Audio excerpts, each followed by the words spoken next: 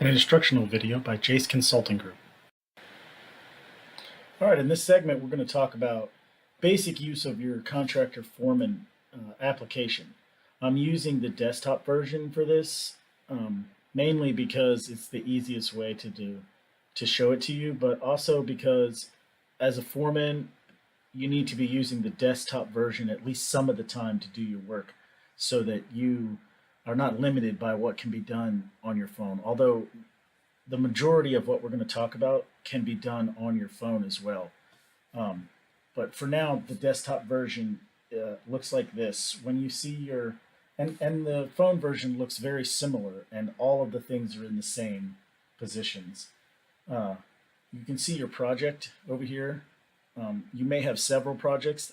Those projects may show as completed or so on. They might be in different phases. Um, but you should see the projects that you're working on or the one that you're assigned to in your projects tab over here.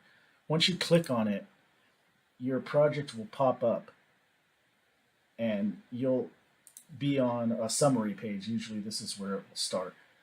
You also have details, contacts, notes, files and photos, schedule, and a messaging board.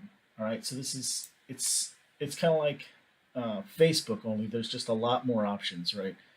Um, so under details, this is where you'll find site address, the status of your site, the start date, the end date, and these can all be adjusted and should be adjusted as we go along, right? So the details tab just gives you a bunch of information, and it can all be edited on the phone, but you can't edit some of the stuff on the phone. There's some things that you can't change on the phone. Um, in contacts, you should have all the contacts, including your MOSTEC and your NGTCM. If you need to contact these people, on the phone option, there's a little phone icon here.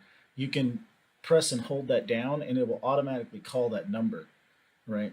You have to give the app permission to do it while it's open, but it's a pretty neat function. You can just call your MOSTEC CM or your NGT CM from the application itself. So those are right there. In the desktop version, you can email them on a click of a button. So if you need to send an email, you can email them. In the phone version also.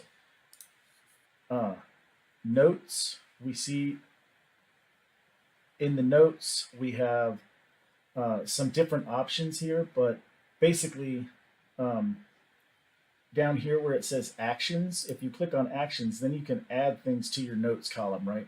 You can add daily inspection or daily log, a punch list, or to-dos if you need things, or you can just add a note, and each one of these will have its own video of what to use it for and how to use it. But you should be doing your daily log every day at the end of the day, right?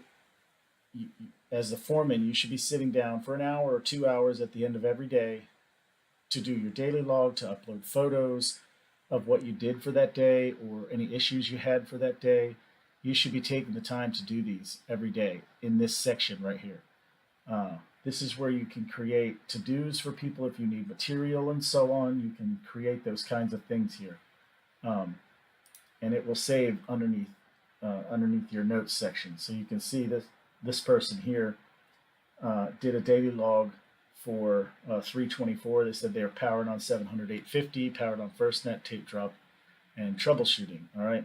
So if we opened up that note, we'd be able to see a little more information about the site itself. We could see what the weather looked like during that day, the temperature, when they arrived, and so on. So we need to make sure all of this information is accurate for every day that we're on site. We can add notes to our daily report, right? We can add files, pictures of stuff. See, this particular person, they added a file here, a picture of something that they needed to address on site for this particular day. So the daily log is very important, and there's another video for how to do that. But that's where it goes in contractor form. Files and photos, this is where a record of your safety audits is going to get put. If there are any discrepancies, violations, or missing things, this is where they'll be noted here. So we see this crew has got a bunch of photos for their safety stuff, showing their documentation for each day, and so on. This is also where you're going to find your site docs, your CDs, your SA, your MA, the NTP, all the docs you need to look at, your RFDS, the scope of work that we issue you is in there. So that's where all of this stuff is located in your files and photos section. Now, if you want to submit files or photos of your work, it's better to do that in a note or in your daily log. That way you have a record of exactly what's it. When you add photos and files to this, it gets added like this without any context behind it, right? It's better for you if you want to add files and photos to do it in a note or in a daily log, okay? Or you can put them in your to crew folder, and then you can just write a note about it on here that the folders are there to deal with whatever issue it is or whatever concern is happening at the time, right? Schedule, this is where you can see, you know, where your material is pickup is, and the pre-con date, and day 1, day 2, day 3. All of these days are outlined, and as we make notes on those days, we should be able to see those notes here in your schedule. And if there are other things that need to happen, we can add it to the schedule.